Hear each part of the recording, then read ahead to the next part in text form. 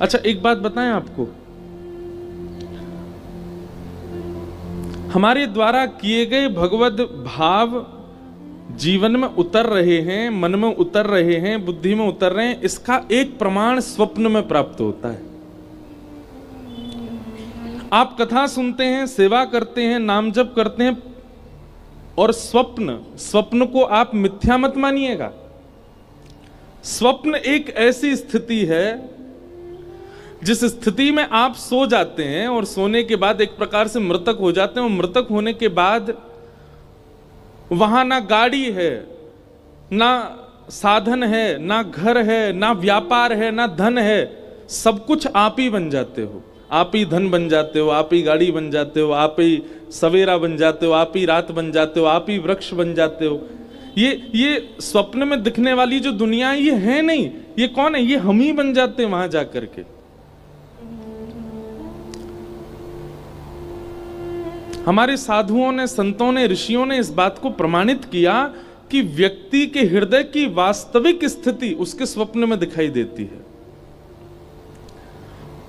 अनंत कथाएं सुनने के बाद भी, नाम जप करने के बाद भी, वृंदावन गमन करने के बाद भी, माला फेरने के बाद भी स्वप्न में आपको वो दिख रहा है जो नहीं दिखना चाहिए। वह दिख रहा है जिससे आप भयभीत हो रहे हो। या सीधी बात, ना भय की कोई वस्तु दिख रही है, ना ऐसी कोई वस्तु जो नहीं दिखनी, बस संसार दिख रहा है, तो भी आप अपने हृदय का आकलन लगा सकते हो कि यहां है मेरी स्थिति। कई ऐसे साधक हुए, वे रात्रि में स्वप्न जो देखते थे ना उसको अंकित करते थे, कहीं ना कहीं उसको लिखते थे, जो भी उनको स्मृति में याद आया। क्योंकि स्वप्न का एक स्वरूप होता है कि सुबह उठने के एक क्षण बाद ही आप विस्मृत होने लग जाएगा, भूलने लग जाओगे आप। 2-4 घंटे बाद जो आप बता रहे हैं वो कई बार आप मनोभाव से बनाते हैं। स्वप्न वास्तविक याद सबको नहीं रहता, पर कहीं ना कहीं हमको अपनी स्थिति पता चल जाती है कि किस तरीके का स्वप्न हम देख रहे हैं। वो हमारी आंतरिक मन की स्थिति दिखाता है।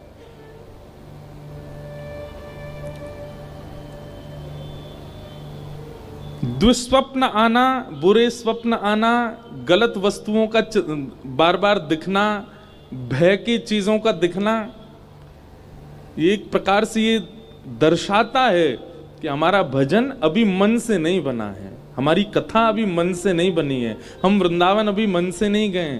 हमने अपने ऋषियों को, गुरुओं को, साधुओं को, महापुरुषों को मन से प्रणाम नहीं किया है।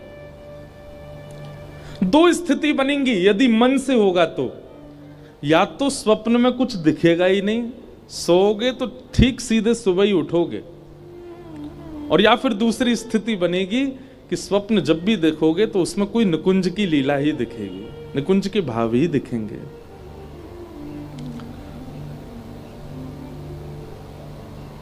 कभी वृंदावन परिक्रमा दिख जाएगी, कभी कोई साधु दिख जाएंगे, कभी कोई भाव दिख जाएगा, कभी महादेव, और ये तो विशेष रूप से होगा कि श्री किशोरी जी की, ठाकुर जी की सेवा करने वाले इनको महादेव जरूर दिखेंगे स्वप्न में, और महादेव की आराधना करने वाले इनको युगल सरकार जरूर अनुभव कराएंगे। श्री हनुमान जी का नित्य चिंतन करने वालों को श्री राम स्वरूप का दर्शन हो सकता है, मतलब विपरीत प्रेम का आभास होता है चित्त में। पर हमें क्या दिखते हैं? हमें सांप दिख रहे हैं, कोई को ब्याह दिख रहा है, कोई मरो भयो दिख रहा है, अपनों ही ब्याह दिख रहा है, कभी खाते हुए दिख रहे हैं, कभी रोते हुए दिख रहे हैं, कभी भागते हुए दिख रहे हैं। मन की स्थिति आपका स्वप्न बताता है कि आप किस स्थिति में हो, किस स्तर पर आ चुके हो। स्वप्न को मिथ्या मत मानिएगा। उसके लिए क्या करें? तो एक तो वैदिक नियम है जो कि श्रीमद् भागवत ने आज्ञा की है, गजेंद्र मोक्ष का पाठ किया करो। रात्रि शयन से पूर्व हाथ पैर धो करके अगर आप कर सको तो श्री गजेंद्र मोक्ष का पाठ करो। दुष्स्वप्न नाश, दुष्स्वप्नों का नाश होता है। और या फिर सोने से पहले कथा की कोई लीला, ठाकुर जी की कोई लीला, ठाकुर जी का कोई भाव, उसका दर्शन करो, उसका चिंतन करो और फिर शयन में जाओ।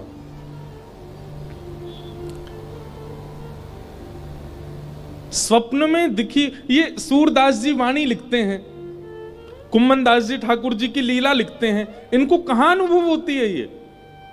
या तो स्वप्न में या फिर मानसी में।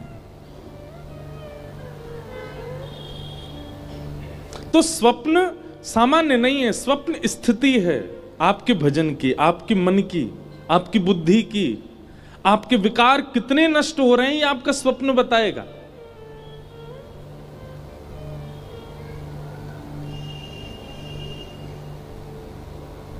और ये सप्ताह कथा का क्रम, वह स्वप्न आवे जिससे प्रिया प्रियतम का वह अनुभव आभास हो। हमारे वृंदावन की लीला है, श्री बिहारिन देव जी बिहारी जी की सेवा कर रहे हैं और बिहारी जी की सेवा करते करते बिहारी जी से बस एक ही प्रार्थना करते हैं, कब मिलेगो मोए वो निज वृंदावन। जिस निज वृंदावन में स्वामी श्री हरदास जी विहार कर रहे हैं, जिस निज वृंदावन में सब आचार्य हैं, जिस निज वृंदावन में आप मूर्तिमंत होकर के नहीं चलते फिरते दिखाई देते हो, वो निज वृंदावन कब प्राप्त होगा। और बस बिहारी जी की सेवा करते नित्य यही भाव रखते, कब मिलेगो मोए वो निज वृंदावन। एक दिन यमुना जी के तट पर बिहारी जी का अभी मंगला नहीं हुई है, बिहारी जी का अभी उत्थापन नहीं हुआ, उससे पूर्व स्वयं स्नान के लिए यमुना जी गए। अब देखो कहां कब अनुभूति हो जाए ये भी हम कह नहीं सकते।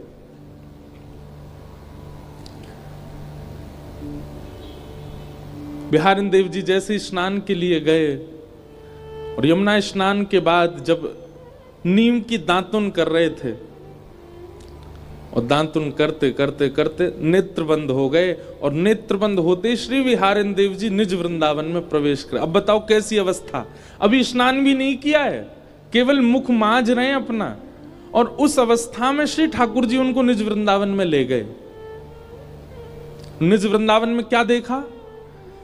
श्री यमुना जी का जल सामान्य नहीं था, है तो सामान्य, पर जब आचमन लेने के लिए उसमें अंजलि में भरते हैं तो ऐसा लगता है मानो केसर युक्त जल बह रहा हो।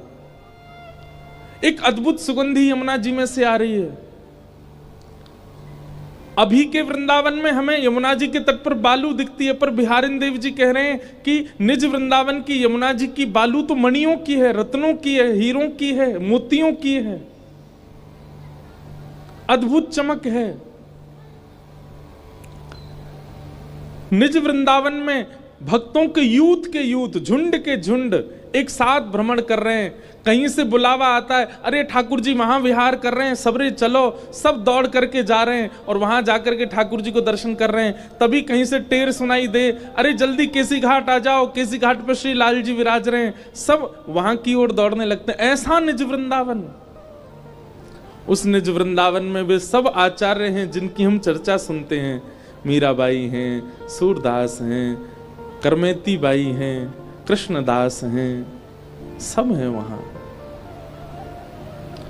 और तभी बिहारिन देव जी भ्रमण करते करते ढूंढ रहे हैं कहां है श्यामा श्याम। बिहरत लाल अचानक दिख गए। और कैसे दिखे? यमुना जी की तट है, सघन कुंज है और कुंज में एक दूसरे के गले में गलवैया दिए श्यामा श्याम रमण करते हुए आ रहे हैं। बिहरत लाल बिहारी निदो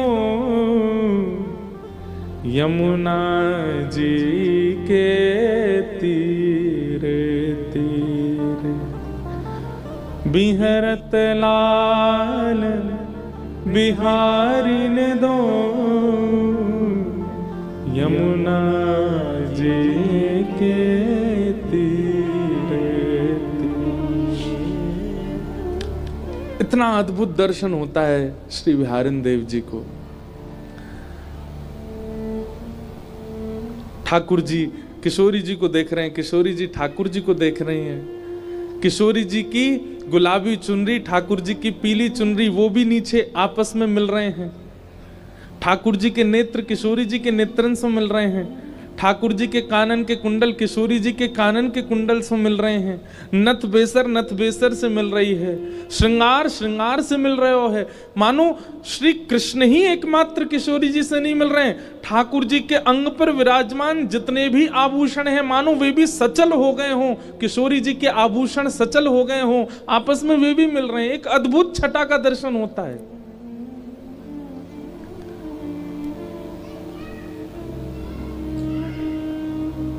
बिहारिन देव जी दर्शन कर रहे हैं और अवस्था क्या है, दातुन कर रहे हैं और दातुन करते करते निज वृंदावन का दर्शन। तभी जोर की ध्वनि आई, श्री हरदास, अरे श्री हरदास।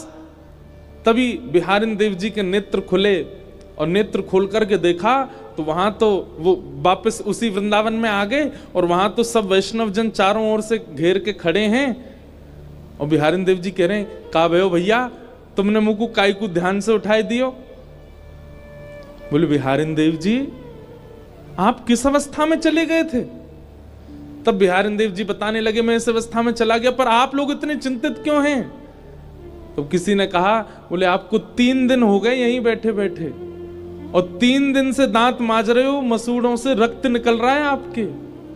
और इतना ही नहीं, 3 दिन से बिहारी जी शयन अवस्था में ही हैं। आप यहां बैठे हैं, सेवा ही नहीं हुई वहां ठाकुर जी की।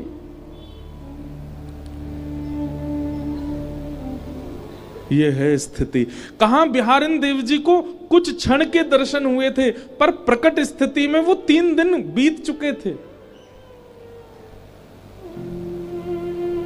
इन अवस्थाओं तक पहुंचना, इन अवस्थाओं तक हम इतनी लंबी अवस्था में, इतनी श्रेष्ठ अवस्था में तो नहीं जा सकते, पर कम से कम रात्रि में जब अपने देह के अभिमान से शून्य होते हैं, विषय विलास से शून्य होते हैं।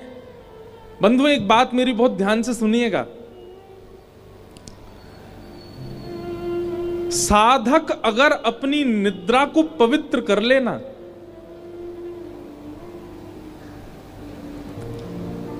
जब आवश्यक है तब अपने गृहस्थाश्रम के भाव का निर्वहन करे, परंतु अन्य भावों में यदि वो अपनी निद्रा को, अपने रात्रि शयन को यदि पवित्र कर ले, शुद्ध कर ले, जैसे दिन भर वो पवित्र अवस्था में रहता है वैसी पवित्र अवस्था में रात्रि शयन में अगर जाए ना, तो निश्चित है, हम व्यासपीठ से दावा देकर के कह रहे हैं कि रात्रि के स्वप्न में उसे प्रिया प्रियतम का निश्चित आभास हो जाएगा।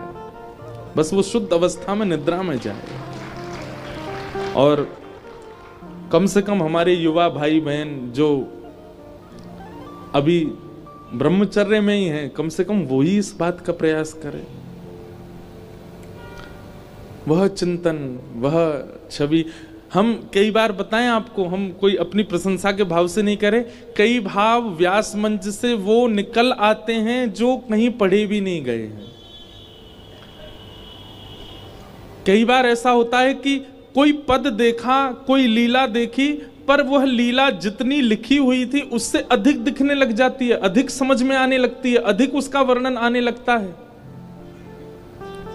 और ये कब संभव होता है?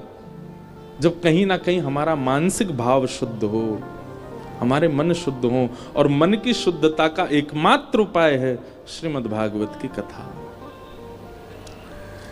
यहां ज्ञान के जो कड़वे नीम खिलाए जाते हैं ना, वो कड़वे नीम औषधि हैं, ताकि रसगुल्ला खा सको, ताकि गुलाब जामुन खा सको, ताकि गाजर का हलवा खा सको। खूब नीम खाई होगी तो फिर बाद में कुछ भी मिठास खाओगे तो शुगर लेवल बढ़ने में थोड़ी आसानी कम रहेगी, जल्दी नहीं बढ़ेगा। ठीक वैसे ही ब्रज की लीला, ठाकुर जी की अंतरंग लीला, बाल लीला, ये सब तो मिठास है। सीधे उसके आश्रम में चले जाओगे तो कहीं ना कहीं रोगी बनने की संभावना ज्यादा है। रोगी बनने की संभावना मतलब कहीं ना कहीं वहां दोष दिख जाएगा आपको। लेकिन श्रीमद् भागवत के अनन्य ज्ञान, जहां पर कई भक्तों के चरित्र, कई भाव सुनाए जा रहे हैं, इनका नीम यदि पहले ले लिया होगा तो उस लीला को समझने में और सहजता आ जाएगी। इसलिए भागवत में सीधे लीलाएं नहीं सुनाई जाती, पहले कई भक्तों के चरित्र और कई ज्ञान के प्रसंग सुनाए जाते हैं। तो ऐसी भागवत की कथा हमारे जीवन में आई है, हम उनके आश्रय में रह करके आइए उस स्थिति में पहुंचे कि कभी स्वप्न में ही सही ठाकुर जी का वह साक्षात्कार हो।